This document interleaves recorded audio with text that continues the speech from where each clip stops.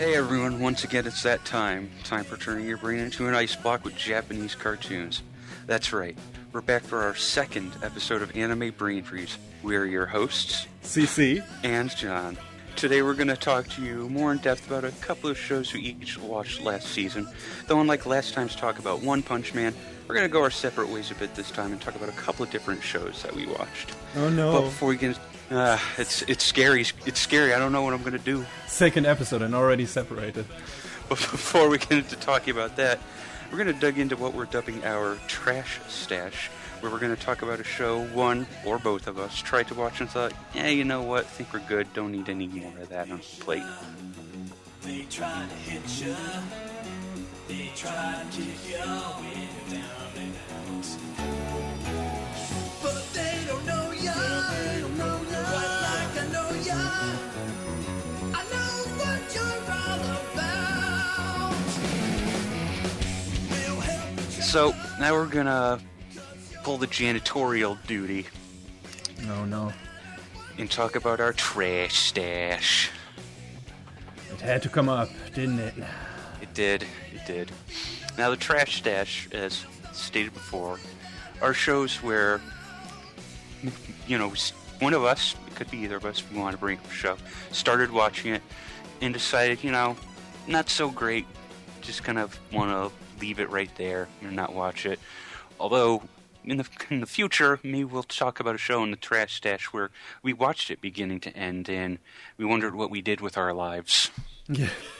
But this week, we're going to talk about we're going to try and stay recent for our Trash Stash for the time being. And we're going to talk about Comet Lucifer. What were your thoughts on it, Cece? Yeah, I've only watched 2 episodes of it. Like all the stuff we review this season that aired in fall season 2015.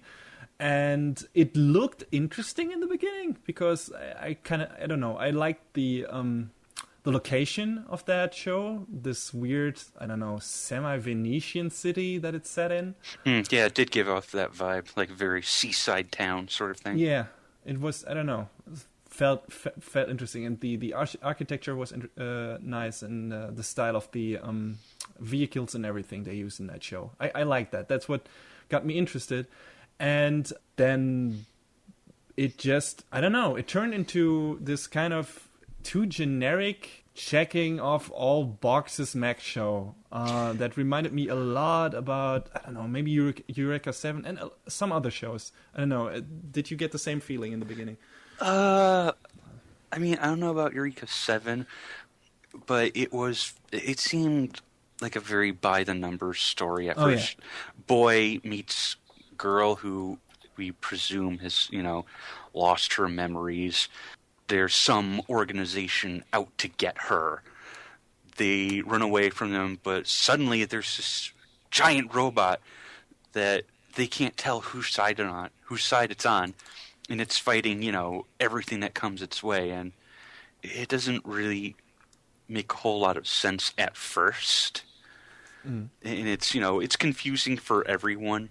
But I feel like that setup where not even the characters themselves, like none of them are sure about anything that's going on. I feel like that would start off a bit neat, but then I feel like it kind of petered out really quickly in the second episode, like you said. Like you already said, it felt like the show was trying to go by this very straight path that was, you know, paint by the numbers. Like we have to go, this is what needs to happen next, because it happens in all these mecha anime that we try to reference, and this has to happen next. And there weren't really any surprises in the first 2 episodes at all. And I don't know, the characters were kind of cardboard cutouts in some regards, and while not, you know, being annoying or anything or unsympathetic, at least not, most of them, it's just none of them grabbed me. It was weird. Like the show just felt like a big pile of nothing to me. Even though stuff was happening, it was not really engaging. The action scenes, while not incompetent, didn't feel like very excitingly directed or anything. It just feels like a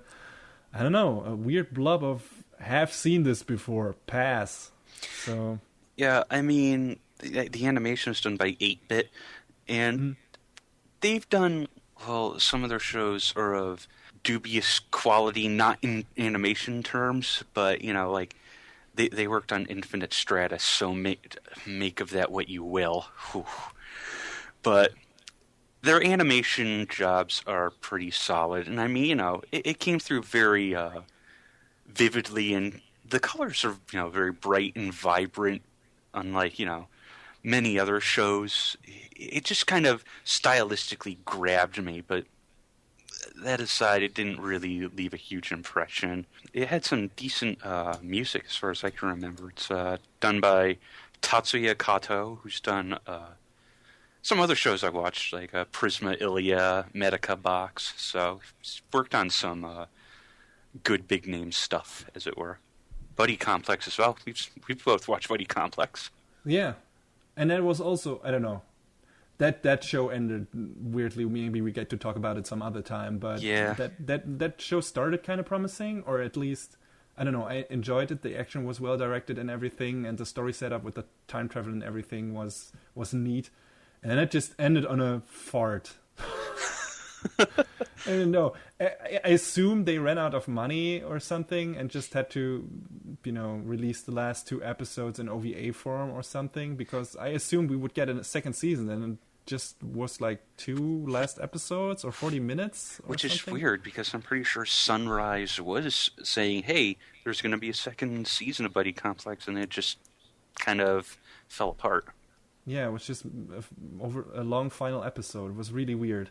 It felt like there was a lot of stuff left out. And Comet Lucifer is kind of, I don't know, the opposite in regard that while Buddy Complex started strong, just Comet Lucifer had nothing interesting going for it at the beginning. There was a lot of interesting stuff in there that should have been interesting, but it just, I don't know, it didn't grab me. I mean, another thing in common between the two shows is that they don't have any source material. They're both, original anime. So, I mean, I wonder if they thought that they could just wing it as they went along. Well, more so in Comet Lucifer, because Buddy Complex, I feel, at least in its one season, had a stronger narrative throughout. What I don't get is just the lack of interesting stuff to look at some parts, because the director apparently is the director of Macross Frontier, and that's an interesting looking show. Action scenes as well, so I don't know what happened. Really, it's just, I don't know, kind of confusing case with Comet Lucifer, because just from the plot synopsis that I read, that I was like, hey, this sounds like something I would be very interested in. And then I literally dozed off in the first episode. Oof. I had to watch the ending twice because I fell asleep. And I wasn't overly tired or anything, and there was stuff happening on screen, but I don't know. Super weird. And the second episode didn't, give me any incentive to keep watching. Very strange. I mean, they introduced that creature that hangs out with Philia that can change its form into the giant robot, and I was like, oh, that's cute. What? So what? Yeah, mascot character, but I don't know. Mascot character turns into a giant hunk of metal, and apparently turns into another form later on in the series. I did some light reading on, but I don't know anything about that. Anyway, Don't recommend this one. Maybe it gets better in the later episode, but it didn't hook me in the first 2. And usually I give a series 3 episodes to pull me in, and then decide if it's worth staying with it. But this, no. Yeah, I'm looking at some of the community scores on these episode reviews, and they're not great. Yeah. And it's not it's not like it's an offensive show or anything, or it got anything repulsive in it that makes you turn off. It's just, I don't know, it's a big pile of nothing, I would say. Just, you watch it for 20 minutes and you're like, okay, I guess something happened in this show. It's like, okay, all right. See ya. I mean, I feel like the fall season was kind of lacking in the mecha department, which is why I wanted to latch onto it. Yeah, definitely. But then I just ended up rewatching Macross Frontier, and I was like, hey, I feel great. Yeah. I mean, we had the big other mecha anime, which was Gundam, and that one has been good.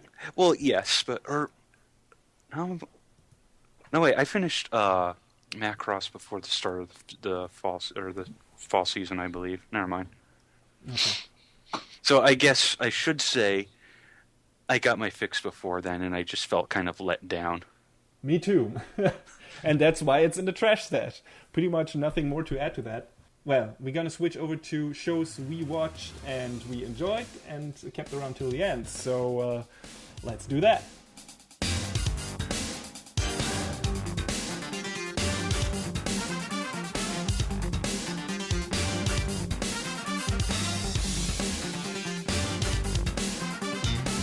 So then, we're going to talk about a show that you watched a little bit of, but I watched beginning to end.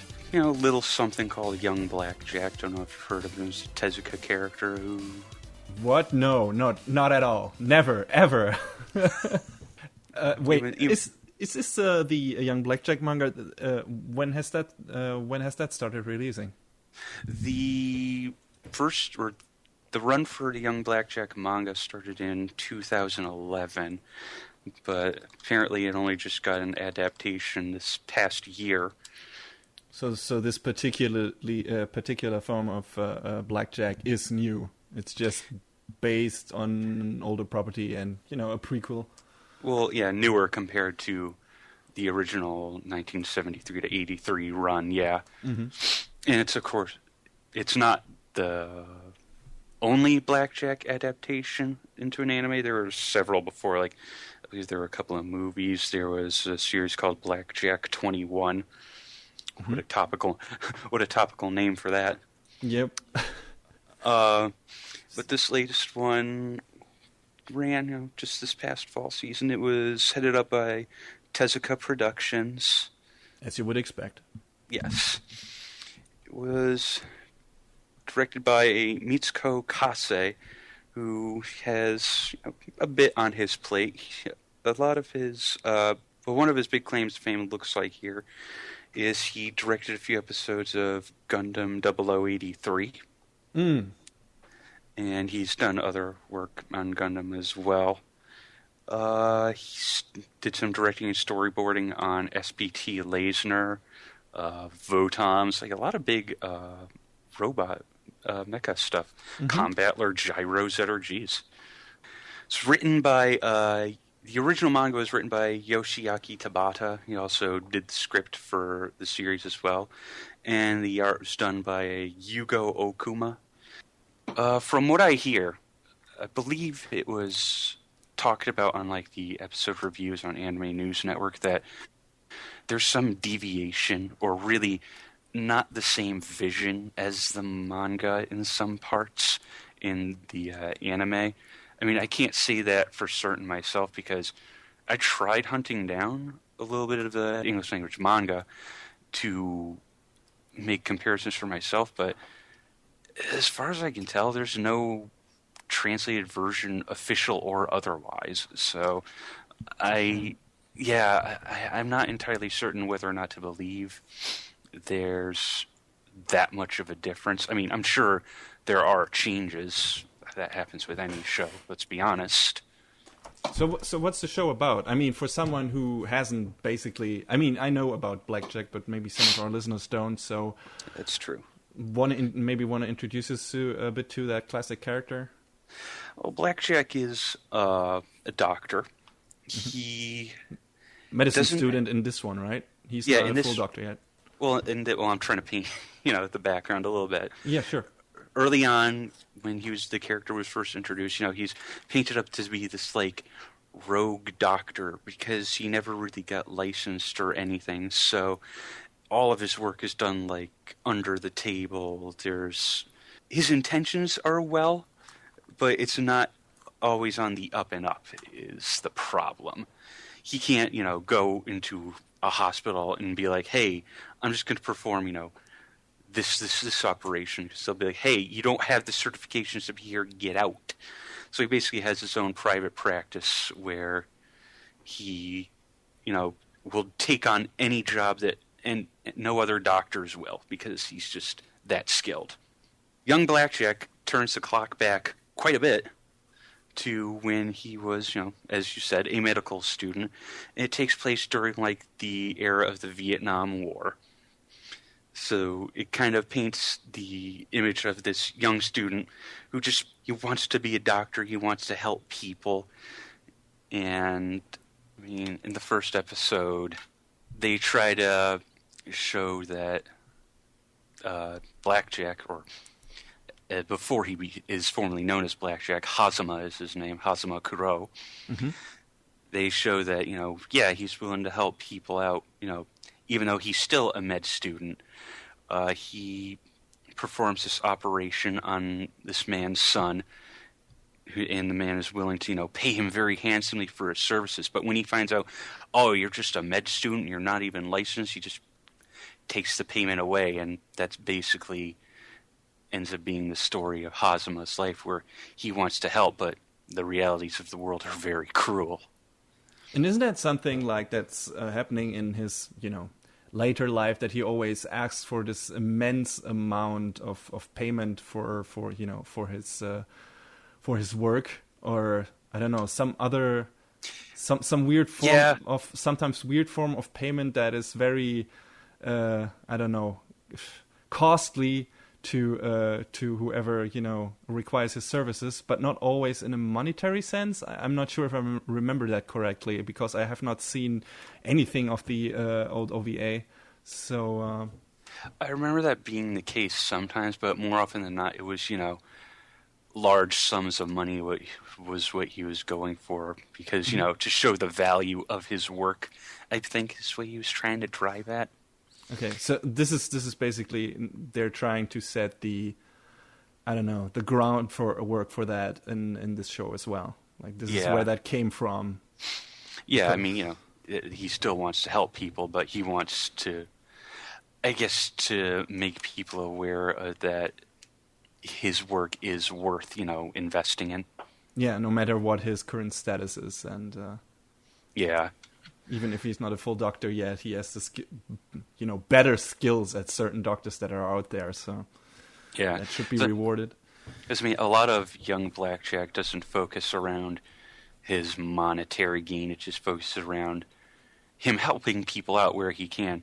And I think one of the problems with the show is that it seems like early on a lot of things are just happening around Hazama rather than things happening directly to him. Because he has this doctor buddy, Yabu is his name. Mm-hmm. And Yabu has been through some shit. Because, he's a war doctor. He's obviously has a ferocious case of PTSD, which is something that comes up a few times later on. He's a drug addict too, right? Yeah, he starts off as a drug addict, and it's not a good time. And he's also some doctor, huh? Yeah. He's also shown to be very skittish around like blood and viscera, and which might be a byproduct of being a war doctor. It's not super elaborated on in the show. Maybe it is in the manga. Again, something I would have liked to learn a bit more about. It's weird because as a doctor, you should be able to deal with blood, like in general. Yeah. And I mean, they show him later on, he goes to Vietnam. I'm not going to go into too many details in case someone wants to watch it, but he ends up going to Vietnam to help people, and he's like somehow gotten over it. But again, the details are missing. Like, how did he get over it? What was his motivation? I don't know. There's things left out that don't really add up together. One of the neat things about the show, like the main opening theme is called "I Just Want to Be Alive," very thematically appropriate, saving lives and whatnot. There's one scene where Yabu, just looks at a body, or a person, I guess I should say, that Hazama is operating on, and he kind of twice just shies away from it. But on the third time, you see him go back up to it, and he has this determined look on his face. And the lyrics in the song at that point are, gimme, gimme one more chance, which is like, oh, okay, it shows that he wants to change, and it's something that's reflected, later on in the story. That's cool. Yeah. Again, there was the theme of the Vietnam War throughout much of the show. So you see a lot of stuff like protesting and them talking to like soldiers and whatnot, especially when Hazama goes to Vietnam, and one of them has like a very severe case again of like PTSD, paranoia, and whatnot, because one of the characters with them is Vietnamese, and he just thinks they can't trust her, and they have to keep an eye on this guy. And then he finally calls in like this airstrike on the camp that they're staying at, just because he's that distrustful of them, and he's just that caught in his own delusion of the war, and it's a bad time. And again, it speaks to the horrors of like war and the experiences that people in that time, and even now when people get shipped off overseas to fight for their country, have to deal with, and it's understandably tough. Yeah, and it's interesting just in terms of how the series looks at certain events of that time and people and how they act. Because what put me off in the show was something that was happening very early on. Like you said, there are there's some stuff in regards to the Vietnam War shown. And one of the very first episodes, the first thing you see is a student protest. Medical students asking for, fairer pay, it was, I think, or better education or something like that. And the way the protesters are portrayed is very weird, very one-sided. They are displayed as like money-grubbing assholes who only are out for their own gain and don't think of, the patient's welfare first, mainly. Which is, and Blackjack berates them for that because he doesn't want to have any part in their protests, when he is asked by them to participate. And the way the protesters are portrayed just struck a nerve with me, because that felt really weird and wrong to me. It was very one-sided, and didn't paint the conflict of that time in a I don't know, in an objective light.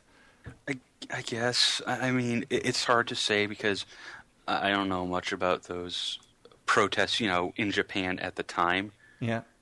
But, I mean, later on in the show, they cover the subject of, like, civil rights protests in the Americas. And Blackjack Hazama gets to see firsthand, these like parades of civil rights, in the street, just and them getting attacked by like law enforcement and the troubles that African Americans and whatnot had to deal with at the time.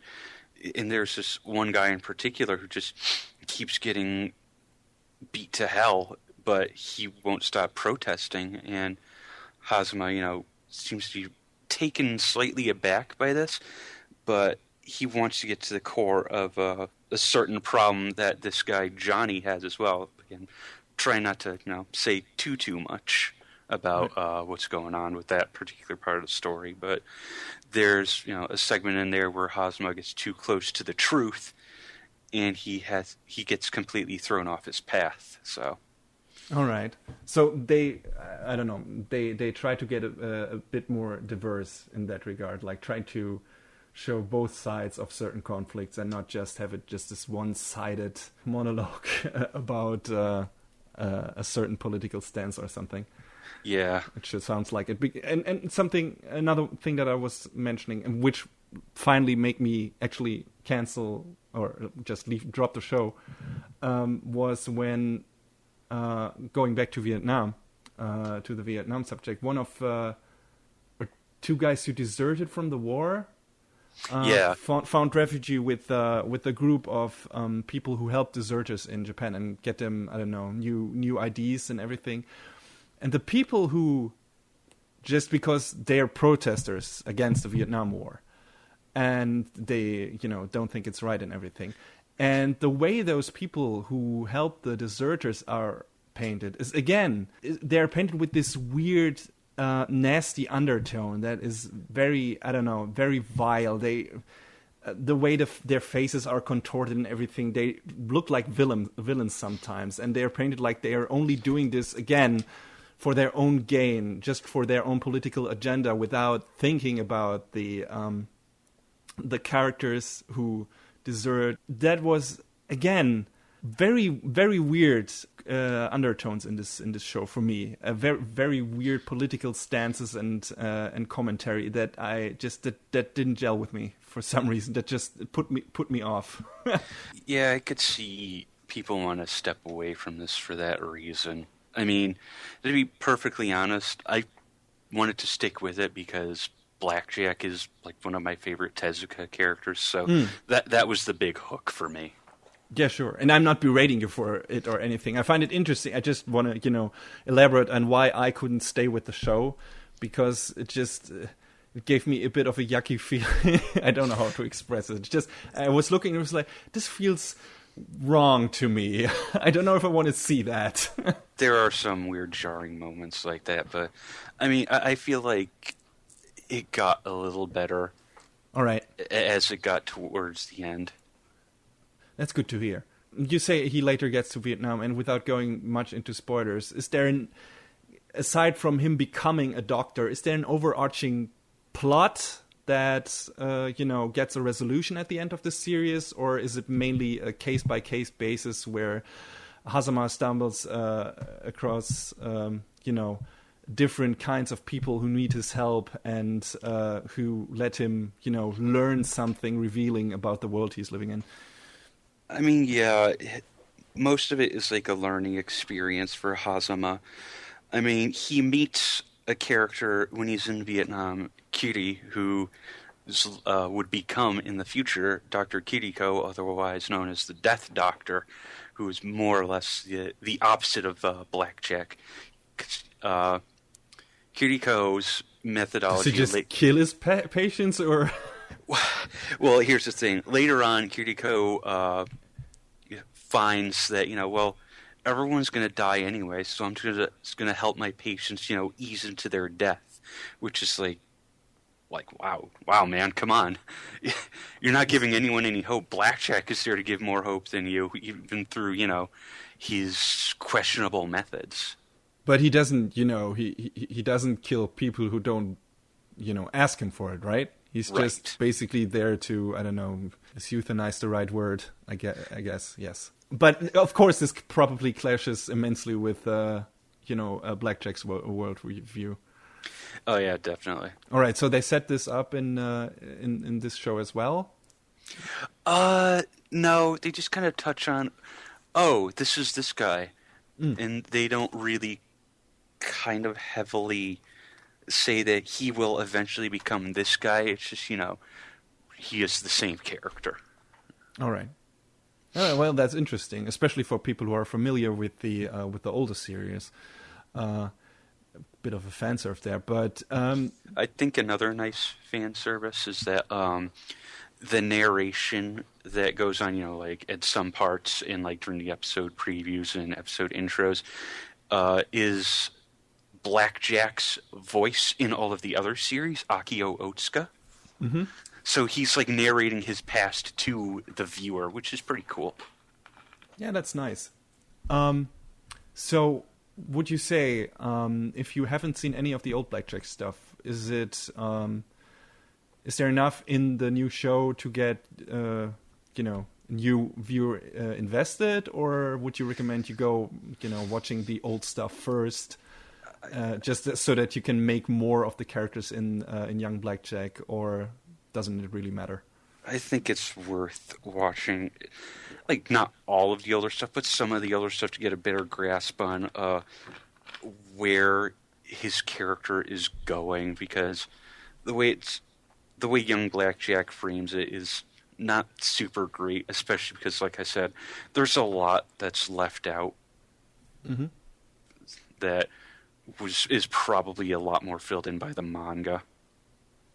Yeah, I can imagine. I mean, I don't know how much of the manga in general they adapted, and maybe we'll get a second season. We'll see.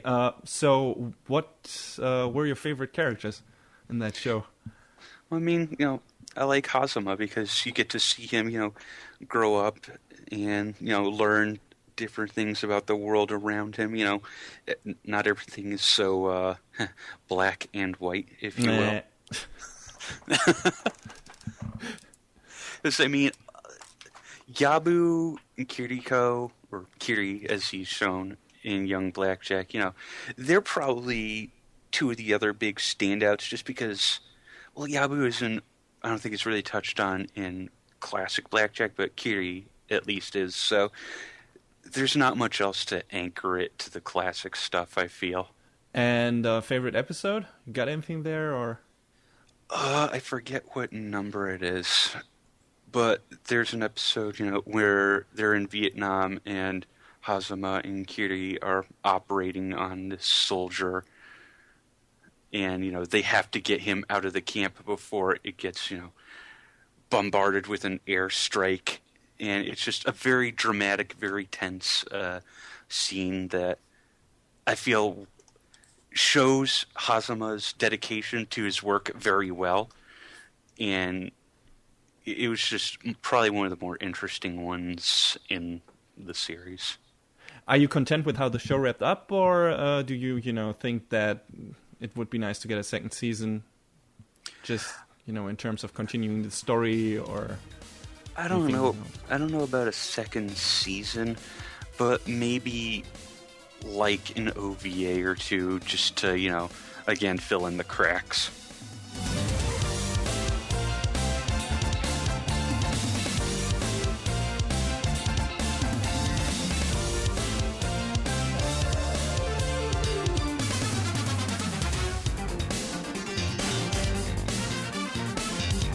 So, John. Yeah. If you were a god, but almost nobody believed in you, what would you do to spread your name around? You know what? I think I'd find one unlucky sod, show him, all my godly tricks, and then just vanish. And then he can, he or she, can tell everyone what they saw. Ah, a prophet. And no one will believe him because they'll think he's nuts. Sure. Please tell me how that will work out for you in case you ever achieve godhood. Yeah, I'm okay. very interested. Well, however, the main character from the series I want to talk about today has a bit of a different method, because he's also, in regards to, achieving new followers, he is also a god, but, doesn't have his own temple, everything, and not many people know him. His name is Yato, and he is the Yato god. And he tries to gain followers by scribbling his name and cell phone number on the walls of bathroom stalls. What? And other public places. And providing delivery services of stolen or lost things to whoever pays him the standard fee of 5 yen. Oh, so that's kindly of him. Yeah, that is. Well, it's rooted in Japanese, culture and religion, but we get to that. Sometimes this also entails destroying monstrous forms of so-called ayakashi, or phantoms, who are a manifestation of human emotions gone bad. So basically some kind of ghosts trapped between our world and the afterlife. On one of his jobs, Yato is looking for a lost cat called My Lord for some reason. And he stumbles over one of our other main characters, Hiyori, who basically saves Yato, even if she probably didn't have to, because he's a god, from an oncoming truck. Because Yato just runs into the street because he sees the cat and tries to catch it, and, well, one thing leads to another, and Hiyori pushes him out of the way and gets hit by the truck. Shit happens. She's kind of surviving it, but from this moment on, her soul is constantly leaving her actual body in the most inopportune moments. So she's half alive and half phantom. kinda. And when in soul form, she has a tail, which in good old anime tradition makes her look like a cat girl. And also, if that one gets cut, she dies, so she has to look out for that. Yeah. So she asks Yato to do everything in his power to reverse, this by paying him his 5 yen standard fee, and they stick together from that point on because she's, she doesn't really have anyone to turn to fix that condition. Yeah, and the first thing they have to do is find Yato a new shinki, or translated sacred treasure or regalia, which is basically a god's weapon in this anime, in this world they created. Since Yato's previous regalia left him because he's kind of a bum, he's wearing like this training jersey and a weird torn up scarf. He has no money. He's basically living on the street because he doesn't have his own temple and everything. And he's now without a weapon and basically powerless if he encounters a dangerous phantom.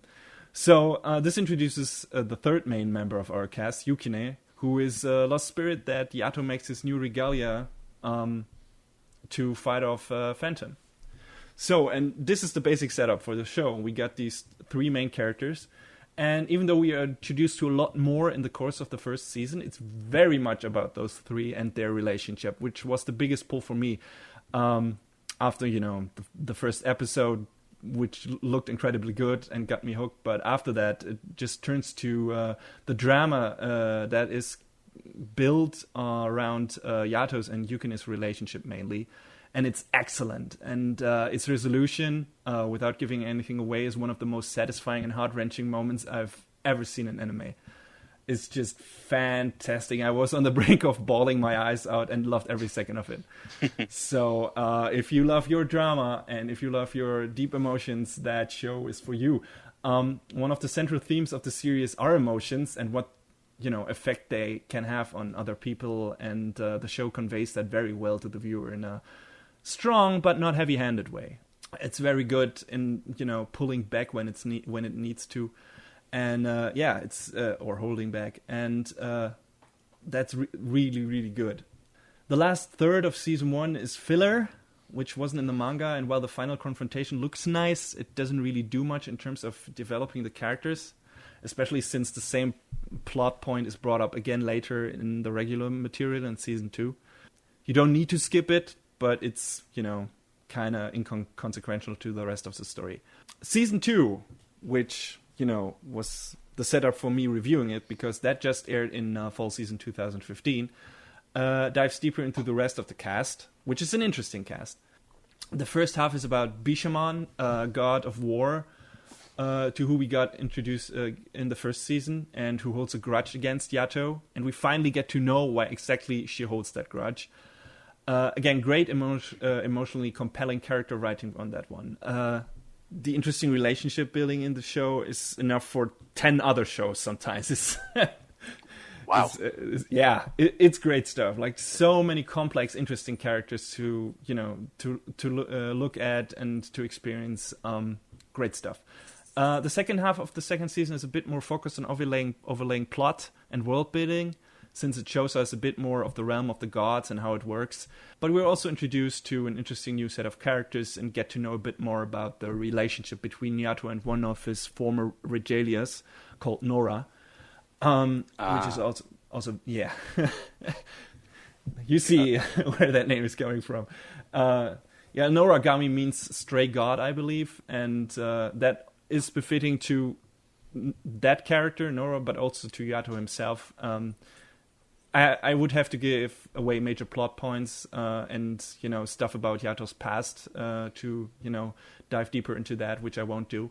But he has they both have an interesting background, and especially their relationship is complicated and interesting, especially in what it tries to mirror in regards to our life, maybe. One thing I definitely want to mention is, even though the show and its focus on religious theming are very much rooted in Japanese culture, mainly Shintoism, I guess, the anime has immense mainstream appeal because of its, gorgeous designs, the character writing I mentioned before, and very well-directed action scenes. the show is produced by Studio Bones, so the well-directed action scenes are probably a given. I mean, you are familiar with Bones too. Oh yeah, definitely. Like Space Dandy, Full Metal Alchemist. Yeah, and Eureka 7, Wolf's Rain, and to an extent Cowboy Bebop, though that was technically a Sunrise show. A lot of the staff from that series went on to found Studio Bones. Great catalog of series they worked on that are just, I don't know, some of my all-time favorites, and definitely shows I would recommend to everybody. So yeah, they did another one with this one. Yes, I'm looking at the director Kotaro Tamura's history here. It looks like this is the first show, or I guess pair of shows really, that he's been the full director on, and he's done like a lot of individual episode stuff and like storyboarding on a lot of other series though. Yeah, he was mainly storyboard artist apparently before this. This is his first big gig as a leading director, and he's doing a very good job, I gotta say. The show is based on the manga by Arachi Toka. I assume that's a pseudonym, and it's still and the manga is still running. So I hope we will get further seasons. One thing that's probably of interest to you is since we like to talk about music in anime, and the composer for this one is Taku Iwasaki, who has done soundtracks for shows like Gurren Lagann, Gatchaman Crowds. My boy Iwasaki, what's up? Bencho and the Kenshin OVAs. So a lot of stunning work, and Noragami is no exception. The soundtrack is emitting a lot of atmosphere and character, and does a fantastic job of emphasizing the different aspects of the show's best moments. Not only the soundtrack, speaking of good music, the OPs, openings for the first and second season, are probably two of my favorite anime openings, even though they're kind of different from each other. But yeah, I like them a lot, and definitely check those out. People of you who are into watching anime openings. I'm always into watching anime openings because they're the hook for me, basically. Yeah, obviously that's how they they are constructed usually. I mean, the first opening, just in terms of animation, is a bit low on the actual animation. It basically shows off just the characters. But I don't know, it works, especially in terms of the graphical style they used. The coloring is very subdued, very simple. Yeah, I don't know, it just worked for me. It just grabbed my attention. And the second one has, the better song and crazy animation in there as well. So an improvement in every way.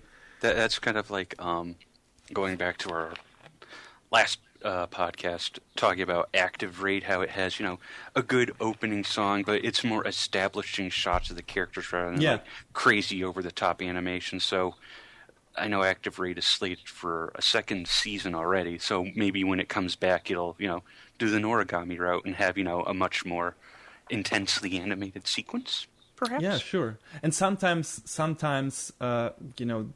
time to do the actual opening, because there's always, I don't know, it feels like there's a lot of work put into that, or it needs a lot of work.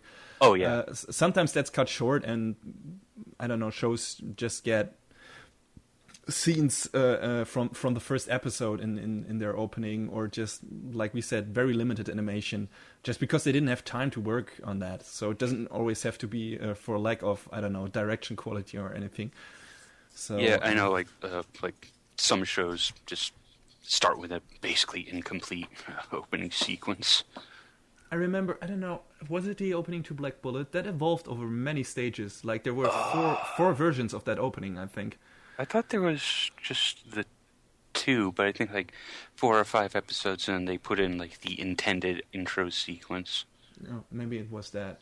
Like, I know with Phantasy Star this season, it's kind of unfortunate, but the intro sequence, like, a lot of what you see is stuff you see in the first 30 seconds of the first episode, and it's... Oh, yeah, I noticed that. It's kind of rough. Yeah. I don't know, maybe they will change that too, but maybe... I hope so. What else? All right, the theming and, world of the show is very much rooted in Japanese religion and Shintoism and everything, and religious lore. There are some in-jokes, I guess. And if you're a bit lost on all of that, you might want to check out the Anime News Network article, The Legends Behind Noragami, by Gabriella Akins. It's a neat primer on all the themes and, stuff in that show that you might be lost on.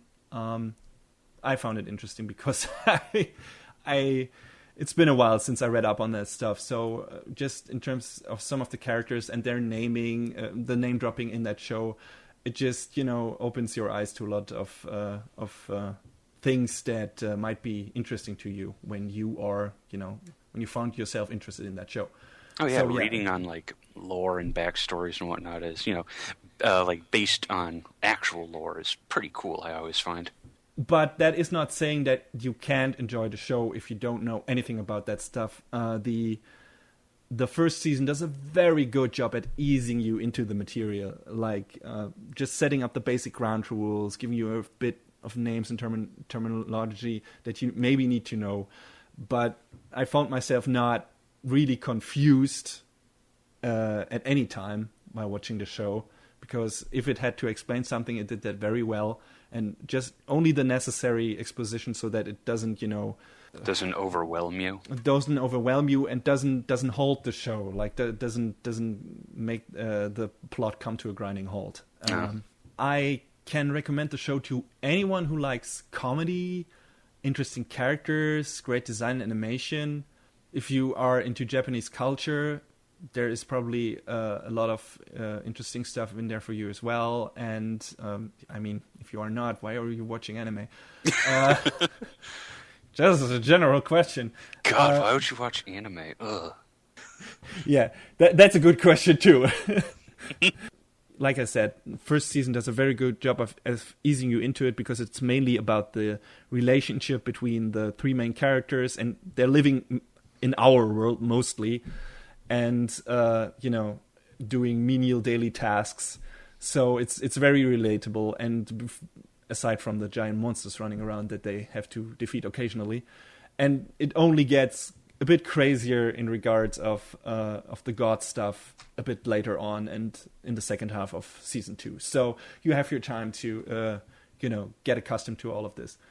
So yeah, definitely if what I just talked about or told you sounds remotely interesting to you, check it out. You will not regret it. I guarantee it. Yeah, I wasn't really... It's not that I wasn't interested in the show. It's that, it wasn't really on my radar more than anything else. But, hearing you talk about it now, I might have to go check it out. I knew you said it was headed up by Bones, and I adore Bones. I think they do great work. But I didn't realize that my boy Iwasaki was on the music. And I'm looking at the cast list, and Jesus, they got a lot. They got a lot of big names. Some familiars in there. There's so many who I just look forward to hearing in every season.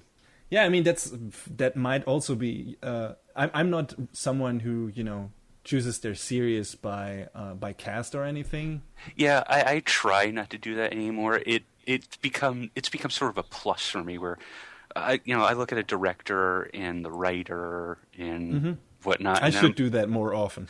I usually go by studio and plot synopsis, and I guess that doesn't always, But yeah, studio, director, sometimes original creator. Just sometimes they don't always have many credits to their name, but the cast is usually.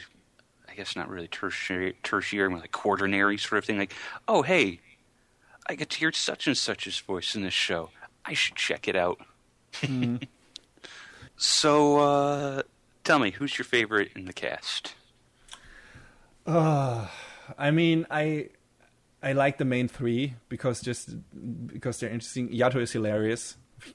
Just his antics, the shit he pulls. Just to get attention and everything, it's great. And Hiri is just this. She's sometimes a bit preoccupied and everything, and I don't know, tends to forget that she is sometimes leaving her body behind, which is hilarious too. But yeah, I really like those two. And Yukine, the number 3 in the cast, is interesting because he doesn't start off as a very sympathetic character.